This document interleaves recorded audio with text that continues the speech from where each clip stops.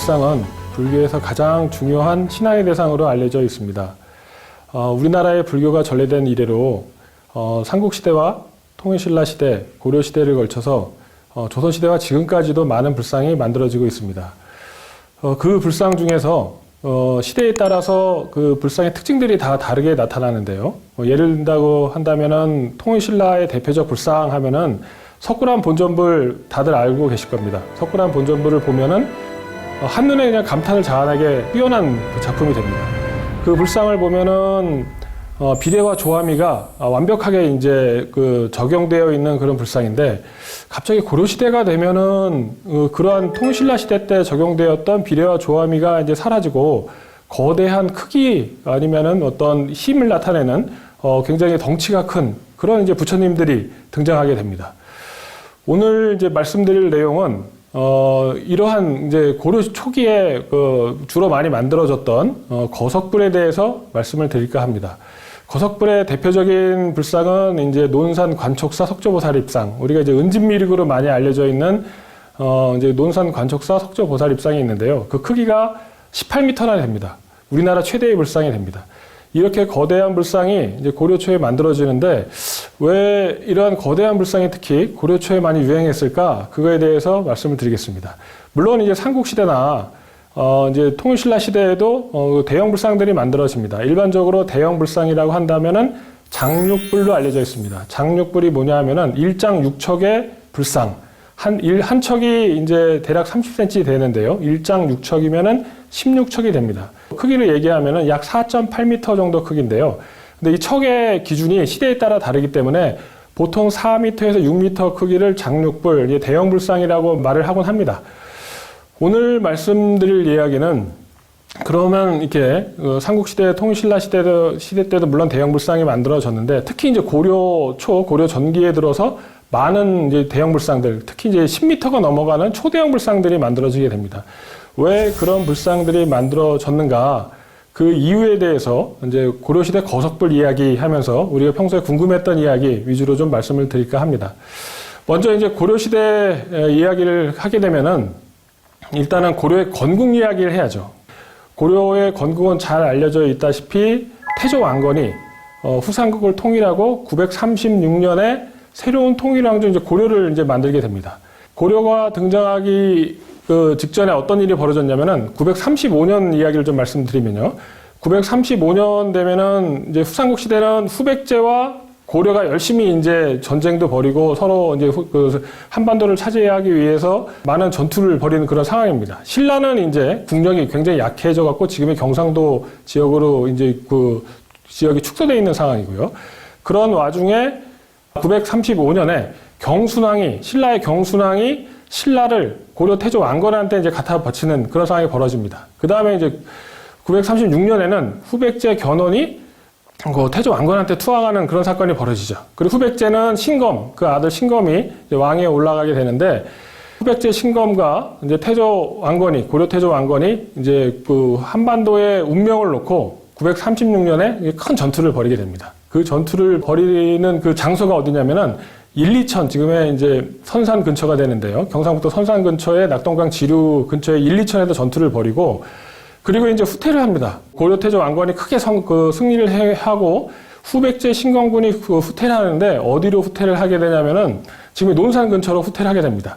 후백제군 후퇴를 하자 태조 왕건군이 87,500명이나 되는 거대한 군대를 데리고 추격을 하게 되죠. 그래서 이제 논산에서 자리를 잡게 됩니다. 후백제 마지막 전투를 벌일 준비를 하는데, 이미 후백제는 우리가 이길 수 있는 가망이 없다. 그러면서 후백제 신검이 태조 왕건한테 가서 항복을 청하게 됩니다. 그런데 이 항복을 청하는 장소가 어디냐면은 지금의 연구 성과에 의하면 논산 개태사로 알려져 있습니다. 현재 이제 개태사의 위치가 태조 왕건이 주둔했던 그 지휘부가 위치했던 지역이 아닌가 이렇게 추정할 수가 있고요. 936년에 개태사가 세워졌던 그 장소에서 후백제 항복을 받게 됨으로 해서 새로운 통일왕조 이제 고려가 등장을 합니다.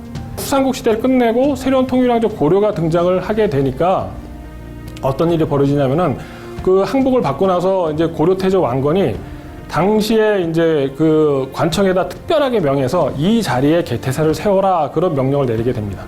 그래서 936년부터 한 4년에 걸쳐서 이제 개태사를 열심히 만들게 됩니다. 그래서 통일을 기념해서 만들어진 불상이 개태사 석조 삼전불 입상입니다. 개태사 석조 삼전불 입상 통일을 기념해서 국가의 역량을 집중해서 만들어진 그런 불상인데 우리가 한눈에 보았을 때 잘 만들었다, 아주 아름다운 불상이다 그런 느낌은 별로 없습니다. 주먹이 이제 굉장히 큽니다. 주먹도 크고 발도 굉장히 이제 군화를 신은 것 같은 부처님인데 우리가 알고 있었던 통일신라 시대 때 석굴암에서 느꼈던 그런 자비와 아름다움, 어떻게 비례와 조함이 그런 느낌은 거의 없고 당당함, 아니면 역동성, 아니면 크기가 커다란 어떻게 보면 괴력이 넘치는 부처님이 이제 등장하게 됩니다. 비례와 조화미를 강조하는 통일신라의 아름다운 불상을 만들려고 그러면 만들 수 있는 능력이 있는데 또 새로운 통일왕조를 기념해서 만든 부처님을 그렇게 아름다운 불상으로 만들지 않았습니다. 그래서 제가 이제 이 부처님에 대해서 공부하고 논문 쓰면서 도대체 왜 이렇게 아름다운 불상이 아니라 이제 커다란 손을 만들고 커다란 발을 만들었을까 이제 굉장히 궁금했습니다. 여러분들도 이제 아마 궁금하셨을 텐데요. 특별히 태조왕건에 이제 이유가 있는 거죠. 그런데 왜 이렇게 거대한 불상을 만들었냐면은 바로 고려의 힘을 보여주기 위해서입니다. 좀 더 구체적인 예를 말씀드리면은 1945년 일본이 미국한테 이제 패망을 하고 이제 항복 조인식을 미국과 일본이 항복 조인식을 하게 됩니다. 근데 그 항복 조인식을 하는 장소가 일본의 국회의사당도 아니고 일본의 천왕궁도 아니고 어디서 그 항복 조인식을 하게 되냐면은 1944년에 만든 당시 최고의 전투함, 최강의 전투함 미주리오 가판에서 이제 항복 조인식을 하게 됩니다. 근데 미국이 왜 그러면 항복 조인식을 미주리오 가판에서 했을까요? 그 의도는, 확실히 이제 굳이 말을 안 하더라도 그 의도를 알 수가 있는 거죠. 미국의 힘을 보여주고 싶었던 거죠. 미국의 힘이 이렇게, 강력한 힘을 갖고 있다는 것을 그 항복 조인식 하는 장소에서 일본 사람들한테 이제 보여주고자 하는 의도가 거기에 있다 이렇게 말씀드릴 수 있습니다. 그거와 마찬가지로, 이제 그 개태사 석조 삼전불 입상을 커다란 주먹과 커다란 발, 그리고 괴력이 넘치는 그런 어떤 4m가 넘는 커다란 불상으로 만든 이유는 물론 부처님이 이제 그 자비가 넘치는 그런 것도 종교의 대상입니다. 그럼에도 불구하고 이제 후백제 사람들한테 보여주고 싶었던 태조왕건의 의도가 있습니다. 바로 우리 고려의 힘이 이렇게 강력하다. 특히 이제 그 개태사를 만들고 나서 그 중공 기념으로 만든 태조왕건에 쓴 글이 있습니다. 그 글 내용을 보면은 우리 고려는 부처님의 가호로, 부처님의 힘으로 바로 이제 후삼국을 통일했다 그런 내용들이 나옵니다. 우리 고려 뒤에는 아주 든든한 부처님의 백이 있다. 그런 내용을 이제 후백제 사람들한테 보여주고 싶었던 어떤 태조왕건의 그 어떤 심리적인 어떤 내용이 은연중에 반영되지 않았을까 이렇게 우리가 생각할 수가 있습니다. 거석불이 만들어지게 됨으로 해서 고려의 어떤 불상은 통일신라와 다른 독특한 흐름을 이제는 나가야 된다 하는 걸 태조왕건이 딱 제시를 하게 되는 거죠. 그 이후에 이제 많은 불상들이 이제 계속 만들어지게 되는데요. 그런데 이제 고려 태조왕건이 죽고 나서 근데 거기 문제가 생겼습니다. 태조왕건에 그 많은 부인들이 있었는데 그 부인들 중에서 아주 힘이 센 세력들이 누구냐 하면은 충주 유씨 세력이 굉장히 큰 힘을 갖고 있었습니다. 태조왕건과 충주 유씨 사이에서도 아들들이 태어났는데 그 아들들이 나중에는 이제 3대왕 정종, 4대왕 광종이 되는 그런 아들들이 충주 유씨 사이에서 태어납니다. 2대왕 해종이 즉위하자 충주 유씨 세력들이 그 나주 오씨의 아들 해종의 그 외척 세력들이 이제 힘이 약한 걸 알게 되니까 자신들이 왕위를 차지하고 싶은 그런 이제 욕망을 드러내게 됩니다. 사료에서 보면은 해종과 정종과 광종 이야기가 서로 이렇게 이제 왕위를 이제 그 평화롭게 이어준 것처럼 나오지만 실제로 역사학계에서는 피비린내 나는 형제의 난이 있었다는 것으로 이제 보여지고 있습니다. 대표적인 예를 들어 말씀드리면요. 해종 같은 경우가 해종이 이제 945년에 여러 신하들이 정종을 받들었다, 3대왕을 받들어갖고 즉위하게 했다 하고 평화적인 정권 이양이 있었던 것처럼 묘사가 되어 있고요. 그 다음에 이제 정종에서 광종으로 이제 왕권이 넘어가는 그 상황을 보면은 좀 여기서 보면 이해가 안 되는 상황이 있습니다. 무슨 말씀이냐면은 당시에 이제 정종이 27 아주 혈기왕성한 청년이었는데 궁궐에 나가 있다가 갑자기 이제 번개가 내리쳐갖고 천둥 소리가 크게 들립니다. 근데 천둥 소리를 듣고 병이 납니다. 병이 나서 죽어요. 자기의 왕위를 자기 동생이었던 광종한테 이양했다. 이렇게 이제 사료에 기록되어 있습니다. 아니, 27살 청년이 천둥 소리에 놀라서 죽었다는 것을 역사 속에서 그렇게 기록되어 있지만은 사실은 그걸 다 믿기가 어렵죠. 아마도 피비린내 나는 형제의 난이 있었던 것으로 보이고요.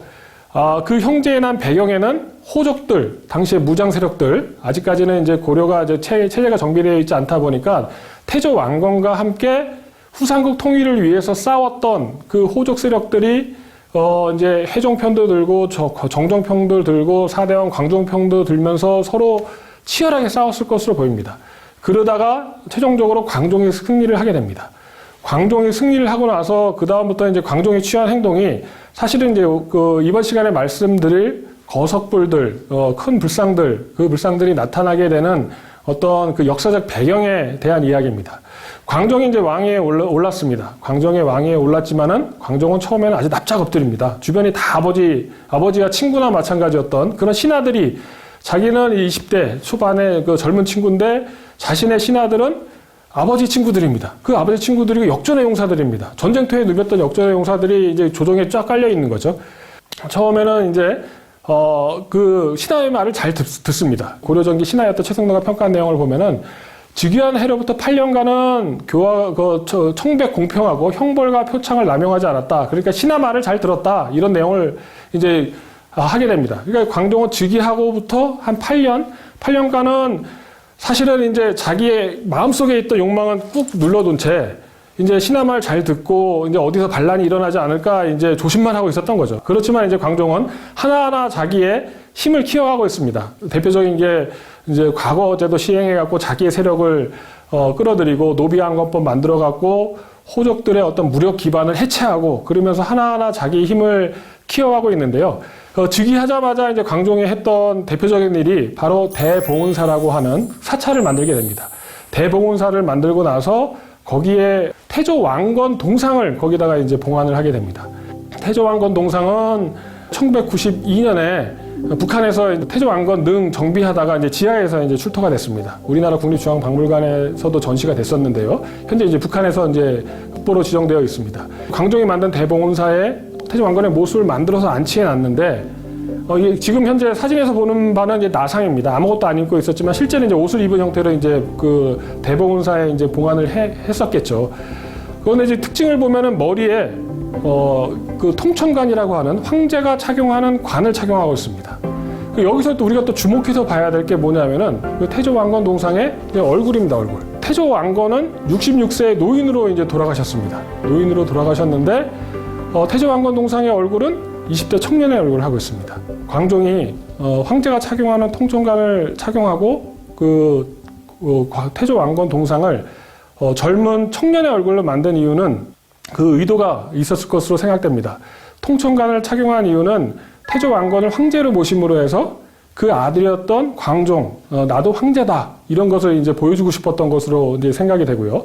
그리고 이제 젊은 그 태조 왕건 동상을 청년의 얼굴로 만들어 놓은 것은 아마도 그 20대 청년이었던 광종의 얼굴도 거기에 투영되지 않았을까. 우리가 뭐 이렇게 기록에는 나와 있지 않지만 그 얼굴 상황을 보았을 때 충분히 광종의 의도를 우리가 파악할 수가 있을 것 같습니다. 광종 때 이제 초대형 불상들이 등장을 하게 됩니다. 이제 은진미륵이라든가 대조사 석조보살 입상이라든가 안성 매삼리 불상 같은 초대형 불상이 만들어지는데 우리가 이제 답사를 가게 되면은 그 초대형 불상 보면서 와 그냥 크다 잘 만들었다 어떻게 만들었을까 이러한 이제 의문점은 가지지만 부처님에 대한 어떤 신심이 깊어갖고 부처님에 대한 어떤 종교심이 깊어서 큰 불상을 만들었나 보다 일반적으로 그렇게 알고 있습니다. 그런데 거기서 조금만 더 들어가면은 우리가 일반적으로 알고 있는 그런 내용보다 사실은 더 많은 이야기를 그 거대한 부처님들이 이제 해주고 있습니다. 고려 초 같은 경우는 역사 서술의 분량이 굉장히 적습니다. 이제 외적이 침입해갖고 개경이 한번 불타기도 하고 그래갖고 사료가 많이 이제 이제 훼손되고 다시 써야지기도 하면서 이제 기록들이 많이 소략하게 남아 있습니다. 그런데 지금 남아있는 거대한 부처님들은 그 당시에 우리가 알지 못했던 역사들을 새롭게 이제 말해주는 굉장히 중요한 어떤 종교적인 대상일 수도 있지만 역사적으로 보아도 굉장히 가치 있는 그런 부처님이다 말씀드릴 수 있고 그 이야기를 지금 제가 이제 말씀드리고 있습니다.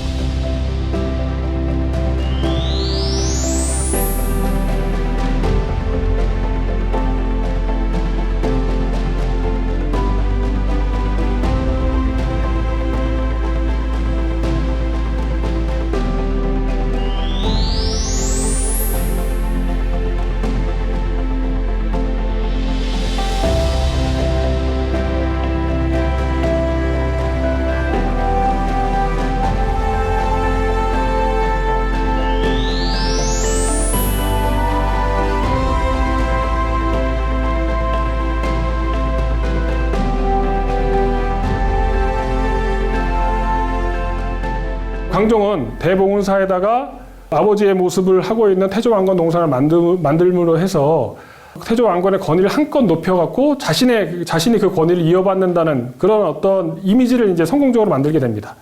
그리고 나서 이제 광종이 했던 일들을 보면은 어머니를 위해서 개성 근처에다 불일사를 만들었는데 충주에다가 숭선사라고 하는 사찰을 954년에 만들게 됩니다. 근데 이것도 재밌습니다. 숭선사가 이제 발굴조사가 됐는데요. 숭선사가 어머니를 위해서 만들었다고 한다면은 충주에다가 만들어놔야 되는데 충주에서 20km 떨어져 있는 지금의 이제 숭선마을이라는 곳에 만들어놨습니다. 왜 어머니를 위해서 만들었다고 한다면은 충주가 고향인 충주 유씨의 고향이었던 충주 시내에 만들어야 되는데 지금 이제 충주에서부터 20km 가까이 떨어져 있는 지금의 숭선마을에 왜 만들었을까? 그게 이제 궁금한 거죠. 그래서 저도 이제 도대체 광종의 의도가 무엇일까 할 때 숭선사만 놓고 보면은 기록에는 어머니 충주 유씨를 추모하기 위해서 만들었다 그런 기록밖에 안 나옵니다. 그런데 이제 광종 때 또 여러 사찰들 성곽들을 만드는데 그런 사찰들 성곽들을 연결해 보면은 광종의 의도를 우리가 알 수가 있습니다. 그 충주 숭선사 부근에 광종이 또 열심히 이제 성도 만들고 사찰도 만듭니다. 그 대표적인 경우가 안성 봉업사, 봉업 죽주 지금 죽산 지역에 있는데요. 안성 봉업사도 만들고 거기 가까운 곳에 안성 장릉리 사지도 만들고요. 거기서 평택 쪽에는 또 평택 비파산성을 또 새롭게 만들게 됩니다. 그리고 이제 안성 망이산성이라고 해갖고 원래 있었던 삼국시대 산성인데 그 산성을 또 수축을 합니다. 여기서 이제 우리가 답을 좀 찾을 수 있을 것 같습니다. 왜 충주 숭선사를 충주에서 떨어진 곳에 만들었나 이렇게 보면은 안성 봉업사지 일대가 그 진천 청주로 내려가는 교통로에 이제 자리 잡고 있습니다. 거기서 이제 충주와 봉업사 가운데에 이제 숭선사가 있는데요. 그 평택부터 안성과 충주를 쭉 연결해 보면은 주요 교통로 상과 그 중요한 어떤 산성에 광종이 새롭게 사찰도 만들고 성곽도 만들게 됩니다. 그 지금 평택에서 안성을 거쳐 충주와 영월까지도 이제 그 충주시 세력이다 보니까 지금 이 평택, 안성, 충주, 영월까지 한반도 중부 지역을 가로지르는 곳에 새롭게 성도 만들고 사찰도 만듭니다.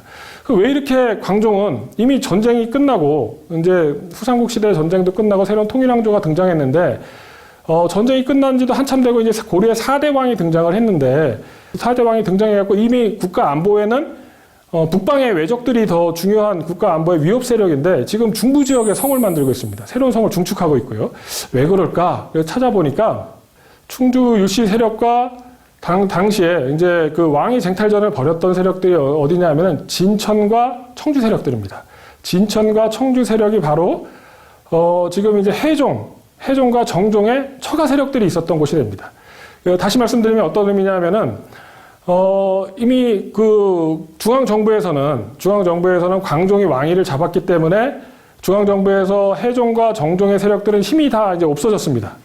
굉장히 약해졌을 텐데 처가 세력의 거주지였던 진천과 청주 일대, 그 일대는 여전히 강력한 지역적인 어떤 토착 세력으로서 강력한 힘을 갖고 있었습니다.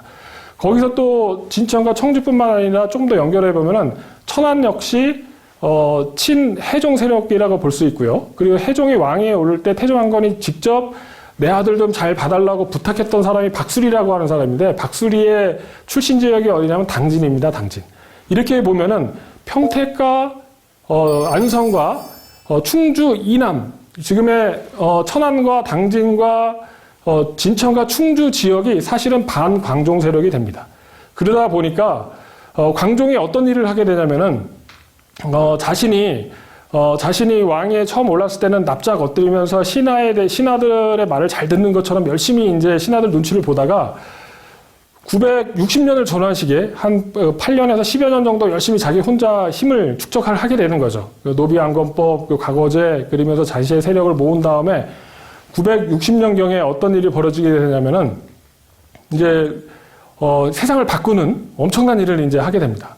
광종이 이제 중반기쯤 돼갖고 스스로 황제라고 칭하게 됩니다. 개경을 지금 이제 황도라고 칭하고 그 스스로 황제라고 칭하면서 이제 황제의 나라가 등장했다는 것을 선포하게 됩니다. 황제가 이제 더 이상 호족의 나라가 아니라 황제의 나라라는 걸 선포하게 되는데요. 여기서 이제 우리가 주목해야 될 이제 부처님이 한 분이 계십니다. 어디냐면은 안성 매산리 석조보살 입상입니다. 안성 매산리 석조보살 입상은 안성 봉업사지 북쪽에 이제 위치하고 있습니다. 근데 이제 안성 매산리 석조보살 입상을 자세히 보면요, 머리에 이제 그 네모난 관을 착용하고 있습니다. 이러한 네모난 관은 우리가 이제 교과서에서 많이 보셨죠? 은진미륵이 착용하고 있는 그런 보관, 모자 같은 그런 형태입니다. 머리에 네모난 관을 착용하고 있는 부처님이 이제 갑자기 등장을 하게 된 거죠. 우리나라 불상의 특징 중에 하나가 이제 부처님 이제 머리에다 이제 착용하는 모자가 있는데요. 갓같이 쓰고 있는 모자, 이제 보계라고 합니다. 보계라고 일반 천계, 보계 이렇게 용어로 전문 용어로 부르기도 하는데, 일반적으로 갓같이 생긴 그 모자를 쓰고 있는 부처님 같은 경우는 이제 통일신라 시대부터 등장을 합니다. 대표적인 경우가 803 갓바이 부처님이죠.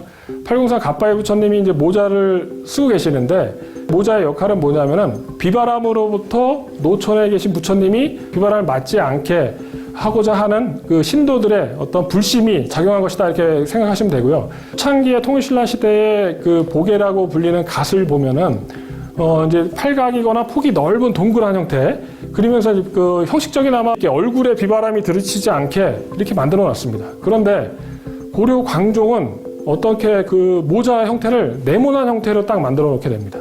그 네모난 형태의 특징을 보면은 황제가 착용하는 면류관 형태라고 말씀드릴 수 있습니다. 왜 그러냐면은 지금 이제 안성 매산리 석조보살 입상 같은 경우는 주변에 그 봉업사지 발굴 형태라든가 다른 불상들과의 어떤 비교 관계를 통해 보았을 때 전문가들은 960년을 전후한 시기 광종이 스스로 황제라고 칭했을 때 만든 부처님이다, 이렇게 이제 학계에서는 알려져 있습니다. 광종이 스스로 황제라고 칭했을 때 만든 부처님이 하필이면 네모난 형태의 관을 착용하고 있다 하는 것은 바로 면류관을 모방한 것이다, 이렇게 말씀드릴 수 있고요. 즉 이건 어떤 말이냐 하면은 바로 이 부처님은 황제를 상징하는 부처다, 우리가 이렇게 생각해도 무리가 없을 것입니다. 이 부처님 안성 매산리 석조보살 입상이 이제 자리하고 있는 위치가 중요한데요. 안성 매산리 석조보살 입상이 자리하고 있는 위치는 미륵당이라고 하는 그 장소인데, 봉업사지 북쪽에 있는데 왜 거기다가 봉업사지 북쪽에 세웠을까? 봉업사가 굉장히 중요한 사찰입니다. 봉업사는 통일신라 시대 화차사라고 불렸었고요. 통일신라 시대 때 지금 이제 경주에서 당나라로 가기 위해서는 봉업사지까지 올라오고 봉업사지에서 서쪽 평택 지역으로 가갖고 당은포라고 하는 항구에서 배를 타고 이제 당나라로 갑니다. 또는 봉업사지에서 북쪽으로 올라가서 한주, 당시에 이제 경기도 북부 지역에 있었던 한주 지역에 치소로 올라가는 그런 분기점이 되는 굉장히 중요한 사찰이 봉업사인데요. 또 고려 시대에는 이 봉업사가 후백제와 이제 고려가 전쟁을 했을 때는 일종의 병참기지 역할까지 했었던, 이제 종교적으로도 중요하고 군사적으로 중요했던 그런 사찰입니다. 고려 시대에도 여전히 이제 교통노상에 있기 때문에 굉장히 중요한 사찰인데, 이 사찰 가운데에다가 이제 그 중요한 사찰이면 사찰 가운데에다가 그 안성 매산리 석조보살 입상 황즉불 사상을 내포하고 있는 그런 면류관을 착용한 부처님을 세워놔야 되는데, 그 사찰에서 좀 뚝 떨어져 있는 약 북쪽 지역에 세워놨습니다. 거기에다가 이제 굉장히 중요한 황제를 상징하는 부처님을 만들어놨죠. 왜 그랬을까 이제 고민을 해보면은 역시 교통도가 굉장히 중요합니다. 봉업사지에서 남쪽으로 서남쪽으로 내려가면 청주로 가는 길이 있고요. 그래서 동남쪽으로 가게 되면 충주를 가는 길이 있습니다. 경상도에서 올라오는 길은 경상도에서 충주를 거쳐갖고 소백산맥 넘고 이제 봉업사지에서 북쪽으로 올라가면은 이제 계경으로 가는 길이고요. 그리고 이제 전라도 쪽에서 진천, 그 청주를 거쳐서 진천을 해서 남쪽에서 올라오면은 바로 봉업사지 앞에서 이제 계경으로 가는 길이 만나게 됩니다. 그 우리나라에서 전남 지방이라든가 경상도 지방에 올라왔던 사람들이 계경을 가기 위해서 만나는 지점이 바로 안성 매산리 석조보살 입상 앞이 됩니다. 계경에서 지방으로 내려가는 사람, 지방에서 계경으로 올라가는 사람이 다 모이는 그 장소가 바로 안성 매산리 석조보살 입상이 세워진 장소가 됩니다. 당시에는 뭐 핸드폰도 없고 TV도 없고 신문도 없지 않습니까? 그러다 보니까는 이제 세상이 바뀌었다는 걸 어떻게 알려야 되냐? 이제 호족의 시대는 끝났고 황제의 시대가 도래했다는 것을 세상에 알려야 되는데, 가장 그 빠른 수단은 뭐냐면은 입소문입니다. 입소문이 되니까 지금 이제 그 모든 사람들이 개경에서 이제 그 삼남 지방으로 내려갔을 때, 전라도나 경상도 지방으로 내려갔을 때 갈라지는 그 분기점에다가 황제의 면류관을 착용하고 있는 그 전에는 듣도 보도 못한 불상을 딱 세워놓음으로 해서 사람들의 입소문을 통해서 이제는 세상이 바뀌었다. 이제는 호족의 시대 끝났고 이제는 황제의 시대가 도래했다. 고려가 이제는 황제의 나라다. 그런 걸 보여주고 싶었던 거죠. 그렇기 때문에 안성 매산이 석조보살 입상이라고 하는 중요한 부처님을 광종이 960년경에 여기서 세워놓게 됩니다. 고려 전기, 고려 초의 그 부처님들, 불상들, 거석불들의 특징은 안성 매산이 석조보살 입상 같이 사실은 정치적 목적이, 종교적 목적보다 그 정치적 목적이 더 강하게 강조돼서 만들어지는 그런 불상들도 존재하게 됩니다. 특히 이제 광종 때 만들어진 불상들의 경우가 정치적 목적이 종교적 목적과 함께 정치적 목적도 굉장히 강하게 반영된 그런 불상들이 많이 만들어지게 됩니다. 그러한 예로 이제 말씀드릴 수 있는 또 다른 이제 사례는 이제 괴산 원풍리에 가면은 괴산 원풍리 마예입을 병자상이라고 하는 이제 마예불 부처님이 계십니다. 괴산 원풍리 마예입을 병자상은 불상에 이제 앉아 있는 불상인데요. 두 분의 부처님이 서로 어깨를 맞대고 딱 이제 이웃하고 있습니다. 두 분의 부처님이 동시에 이렇게 서로 어깨를 맞대고 이렇게 앉아 있는 그런 형태는 불교 경전 법화경 견보타품이라고 하는 내용에 나옵니다. 그래서 한 부처님 그 앉아 있는 부처님 중에 한 분은 석가모니불, 다른 한 분은 다보불 이렇게 불립니다. 그래서 우리가 불국사 석가탑 다보탑 이야기하는 것도 학자에 따라서는 불국사 석가탑 다보탑이 불교 경전, 중요한 불교 경전인 법화경에 영향을 받았다 이렇게 말씀하시는 그 학자분도 계시는데요. 그런 것처럼 괴산 원풍리 마예입을 병자상도 법화경 견보타품에 나오는 그런 경전 내용이 반영된 이불 두 부처님이 병자 서로 같이 앉아있는 그런 상이다 해서 이불 병자상이다 이렇게 불리고 있습니다. 공식 명칭이 괴산 원풍리 마예입을 병자상, 이제 바위에 새겨져 있는 두 분의 부처님 이런 뜻인데요.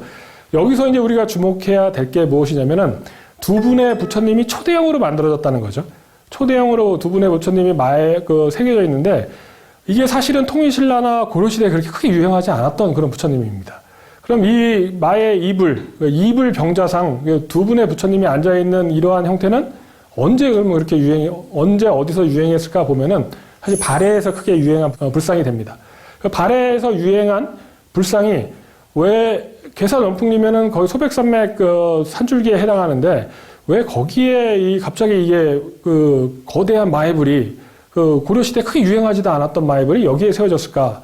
앉아있는 크기만 해도 4.5m고 전체 이제 감실의 크기까지 하면 6, 7m에 달하는 대형 불상인데 이러한 대형 불상이 소백산맥 고갯길에 이제 만들어진 거죠. 그동안에 이게 왜 이렇게 만들어졌을까 잘 알려져 있지 않았습니다. 그런데 요즘에는 기술이 발달해갖고 3D 스캔이라고 하는 어떤 새로운 측량 기법이 있습니다. 3D 스캔을 통해서 측량을 해보니까 마예입을 병자상 측면에 협시 보살들이 또 있습니다. 그 보살의 보관, 머리에 쓰고 있는 관이 있는데요. 그 관은 일반적으로 사진을 찍으면 그 보관이 잘 안 보입니다. 얼굴만, 윤곽만 이제 흐릿하게 보이는데 3D 스캔을 촬영해서 보니까 머리에 착용하는 보관의 끝부분에 반짝이 같은 이제 장식이 달려있는 화려한 보관을 착용하고 있는 그런 협시 보살이 바로 옆에 있다는 것을 이제 확인할 수가 있었습니다. 그 협시 보살의 특징을 보면은 그러한 형태, 이제 반짝이 같은 어떤 장식이 달려있는 보관을 착용하고 있는 보살상들이 주로 어디서 많이 발견되냐 하면은 발해 환경성이라고 불렸던 중요 유적지에서 이제 그런 부처님들이 나옵니다. 그런데 이불 병자상이라고 하는 석가모니불 다보불이 함께 있는 이불 병자상도 발해에서 유행하고 협시보살이 착용하고 있는 보관도 발해에서 유행하고 있는 거죠. 저도 이제 이거 공부하면서 아니 발해에서 유행하고 있던 불상이 왜 갑자기 소백산맥 첩첩산중에 이게 나올까 역시 더 궁금했습니다. 이 불상의 조성 시기가 교통로와 양식 같은 걸 살펴보니까 이것도 역시 광종 후반기에 만들어졌다는 것을 알 수 있었습니다. 그럼 광종 후반기에 이 소백산맥 첩첩산중에 괴산 원풍리라고 하는 좁은 교통로상에 이걸 왜 만들었을까 보면은 이 위치가 중요합니다. 위치. 괴산 원풍리가 자리 잡은 곳은 진천이나 청주 사람들이 소백산맥을 넘어가고 경상도 북부 지역으로 나가기 위해서는 꼭 지나가야 되는 교통의 요지가 됩니다. 교통의 요지가 되는데 거기에 고려 광종이 이불 병자상을 새겨놨습니다. 그러면 이제 지나가는 사람한테 보라는 얘기죠. 저 거대한 부처님을 봐라. 그럼 거대한 부처님을 보면서 지나가는 사람은 무엇을 느껴야 되냐? 광종이 지나가는 사람들한테 보게 함으로써 그 사람들한테 이야기하고 싶었던 게 있습니다. 일반적으로 고려시대, 통일신라시대도 마찬가지고요. 일반적으로 교통로에 많은 부처님들이 이제 만들어지게 됩니다. 특히 이제 고려시대에 많이 만들어지게 되는데요. 사찰이 없음에도 불구하고 부처님 혼자 길 옆에 이제 덩그러니 마애불이나 석불 입상에 덩그러니 이제 세워지는 경우가 있습니다. 길 위의 부처님이라고 부를 수도 있는데 그런 경우는 지나가는 행인들의 안전을 기원하는 그런 어떤 기원의 대상이 됩니다. 그런데 여기 이제 지나가는 행인의 안전을 위해서 만들었던 부처님이라고 한다면은 작은 부처님, 한 2, 3m 정도 되는 작은 부처님 한 구석에 딱 세워놓으면 됩니다. 그런데 이 크기를 보았을 때 충주와 문경 지역 사람들이 동원되어서 굉장히 많은 비용을 들여서 거대한 부처님을 이 소백산맥 고획길에 하나 만들어 놨습니다. 그 이유는 뭐냐 하면은 이 이불병자상을 만들었던 사람들, 되게 발해 사람들인데 당시 이제 태조 왕건 시기에 발해가 멸망하고 나서 많은 발해 유민들이 고려로 들어옵니다. 그 발해 유민들이 많은 곳에 정착해서 사는데 현재까지 기록에 의하면은 문경 지역에도 정착해 살았다고 합니다. 당시 그 고려를 피난해 왔던 발해가 멸망하면서 고려를 피난해 왔던 발해 유민들은 수만 명에 달합니다. 그 수만 명에 달하는 사람들이 당시에 이제 왕위 쟁탈전이 한참 벌어지는 시기에 어느 왕을 지지하냐에 따라서 왕위 쟁탈전에 승패가 이제 가름되는 그런 매우 규모 있는 그런 세력이 이제 발해 유민 세력들이 되는데 그런 발해 유민 세력들이 지금 이제 그 충주 진천 세력들이 소백산맥을 넘어가기 위해서는 발해 유민이 살고 있었던 문경 지역 사람들과 협조 관계를 맺어야 되는데 문경 지역에 살고 있었던 발해 유민들이 사실은 진천 청주 세력이 아니라 광종을 지지하고 있다는 것을 보여주기 위한 의도가 여기에 반영되었다. 이렇게 해석할 수 있을 것 같습니다. 그럼 발해 유민이 여기에 참여했다는 걸 어떻게 아냐 보면은 여기서 가까운 괴산 각연사라는 사찰에 가면요. 괴산 각연사 석조 비로전합을 좌상이 있습니다. 고려 초에 만들어진 석조 비로전합을 좌상인데 그 광배 뒤에 탑이 하나 이렇게 새겨져 있습니다. 근데 일반적인 우리가 알고 있는 그런 탑이 아니라 이게 또 그 탑 내용을 보면은 무슨 비석같이 생긴 것 같기도 하고 불패라고 해서 이제 무슨 위패같이 생긴 그런 탑을 괴산 각연사 석조 비로 잔합을 좌상 광배 뒤편에 새겨놨습니다. 근데 이러한 독특한 형태의 탑은 우리나라에 없습니다. 어디에 있냐 하면은 조양 북탑이라고 불리는 요 나라 시대에 만들어진 탑에 보면은 이러한 모양의 탑이 이제 조양 북탑 표면에 새겨져 있는데요. 이러한 형태의 탑을 만드는 전통은 발해에서 유래했다는 것이 이제 지금 연구되고 있습니다. 괴산 각연사 뒤에 있는 탑의 모양이라든가 이불병자상 옆에 있는 보살상에 착용하고 있는 보관의 모습 그리고 이불병자상이라고 하는 독특한 형태, 도상의 특징 이런 걸 보았을 때 발해 유민과 광종 세력이 힘을 합쳐갖고 진천과 청주를 비롯해서 천안 지역까지 넓게 본다고 한다면은 광종과 대립되고 있었던 세력들한테 발해 유민이 나의 편을 들고 있다는 것을 보여주기 위한 어떤 정치적 의도가 굉장히 강하게 반영된 그런 부처님이다 이렇게 말씀드릴 수 있습니다.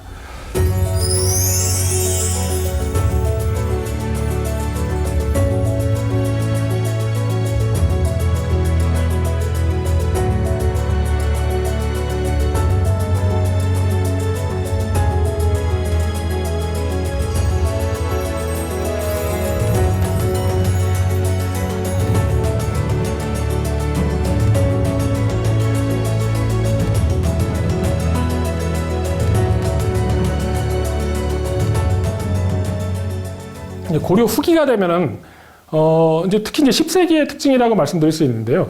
10세기가 되면은 이제 그 후삼국이 끝나고 그 태조 왕건 이후부터 그 고려 광종 때를 지나는 그 고려 10세기 전기, 중기, 후기 정도 시기를 보면은 부처님을 만들 때 종교적인 어떤 신앙의 대상으로서 물론 부처님을 만듭니다. 종교적인 대상으로서 만들지만 다른 어떤 시대보다 당시의 정치적인 의도가 그 부처님 조성을 하는데 크게 강하게 반영되는 모습을 10세기 때 만들어진 불상에서 우리가 많이 파악할 수가 있습니다.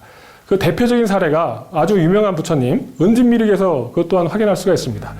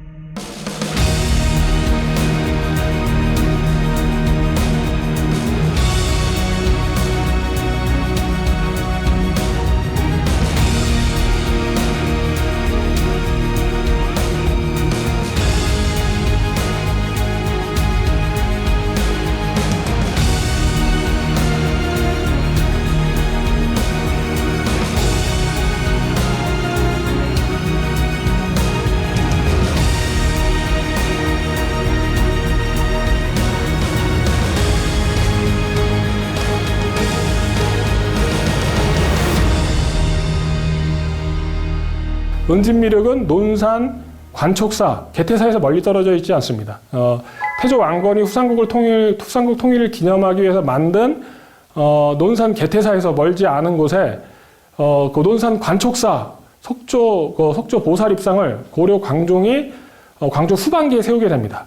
고려 광종은 왜 광종 후반기에 다른 데도 아니고 하필 논산에다가 18m나 되는 우리나라 최대의 석불을 만들었을까 궁금하실 수 있습니다.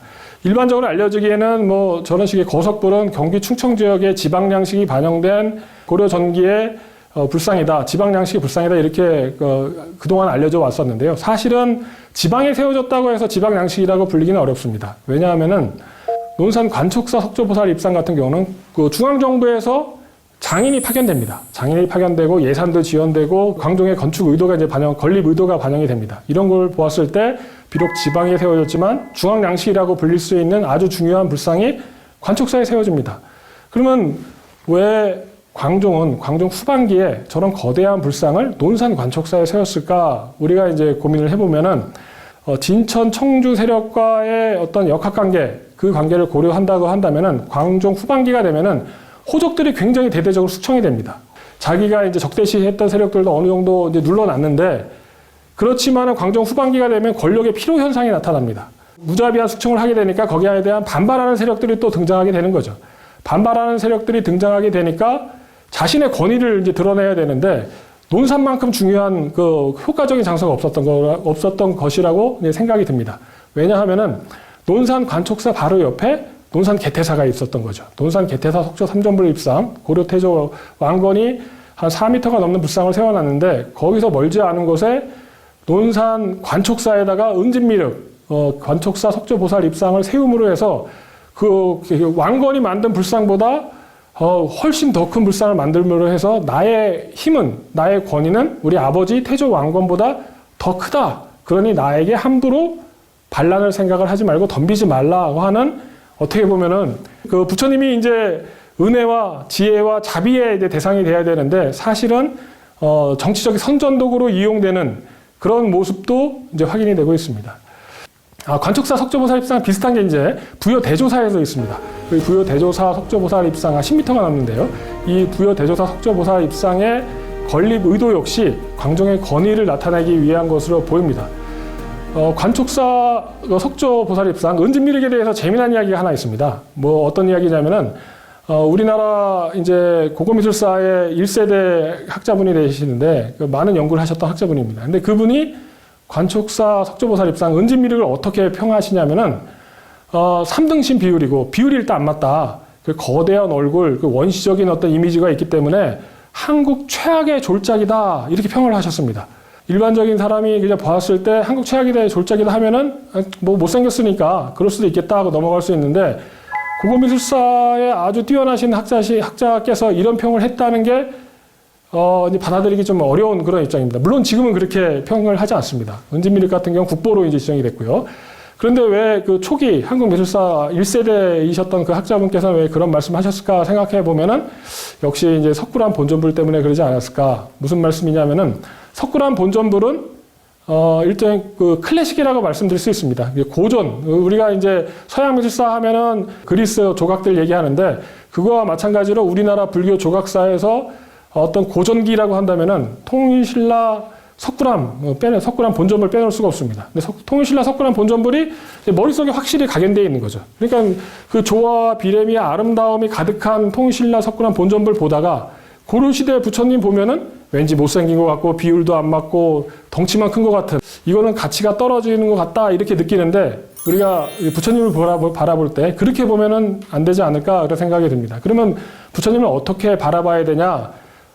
특히 이제 고려시대 같이 이제 비례와 조화미가 별로 고려되지 않은 부처님 같은 경우는 그 불상이, 그 부처님이 만들어지게 된 역사적 배경을 고려할 필요가 있습니다. 대표적으로 은진미륵 같은 경우는 은진미륵을 석굴암 본전불처럼 아주 아름답게 만들 수 있는 능력이 광종한테 있었다고 하더라도 광종은 그렇게 안 만들었을 것입니다. 왜냐하면은 광종이 원했던 것은 개태사 석조 삼전불 입상과 비교했을 때 그거보다 더 큰 힘과 권위가 불상에서 나타나기를 바랬을 것입니다. 그렇게 따지고 본다면은 당시 이제 고려 광종 후반기를 보면은 광종이 굉장히 이제 자신이 권력에 자신한테 도전하는 세력에 대해서 두려워합니다. 심지어 독살당할까봐 두려워해갖고 아들도 뭐 옆에 못 오게 합니다. 겉으로는 이제 호족들 다 평정하고 황제의 자리에 있었지만 마음속으로는 언제 죽임을 당할지 모르는 그 불안한 마음이 이제 가득했던 거죠. 근데 사람이 불안하게 되면은 이제 과장되게 돼 있죠. 밤거리 걸어가다 보면 괜히 헛기침도 하고 휘파람도 불고 그런 것처럼 뭐 제 개인적인 생각입니다만은 광종은 왜 저렇게 거대한 불상을 만들었을까 생각해 보면은 고려 광종이 느꼈던 당시의 권력에서 느껴진 불안감, 그 불안감을 이제 그 불상에 반영을 한 거죠.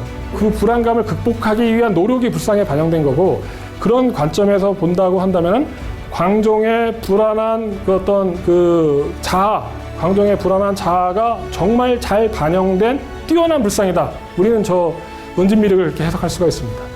이렇듯이 고려시대 불상, 특히 이제 고려 초기 10세기 때 석불들을 이제 살펴보게 되면은 종교와 어떤 종교의 대상으로서 부처님에 대한 어떤 신앙심으로 만들어진 것도 있지만 그 이면을 살펴보면은 정치적인 상황, 당시의 역사적 상황, 정치적 상황이 굉장히 강하게 밀접하게 반영되었다는 것을 우리가 알 수 있습니다. 네, 이상 고려시대 불상들, 특히 10세기 때 만들어진 거석불에 대해서 그 역사적 배경이라든가 조성 내용들에 대해서 살펴봤습니다. 네, 감사합니다.